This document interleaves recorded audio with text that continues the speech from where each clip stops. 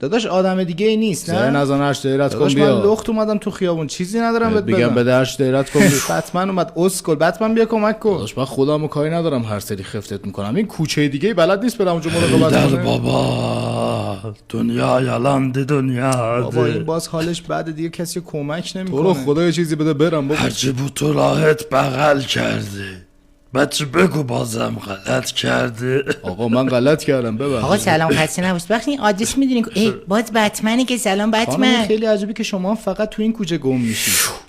2 بار گو خورش به تو نیومده. داداش دستت هرز شده ها. یه شب تیره این دختر توی کوچه گیره پدر بزرگم هم یکم پیره. داداش این آدرس خونمونه خواستی خفتمون کنی بیا خونمون این بد واقعا حوله.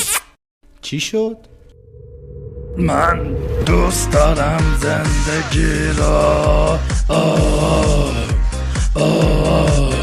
وای دوست دارم زندگی را داداش من کاری ندارم و بتمن خیلی سیاهه چرا اینقدر دختر رو دوستش دارم. بابا اینقدر نزن دیگه.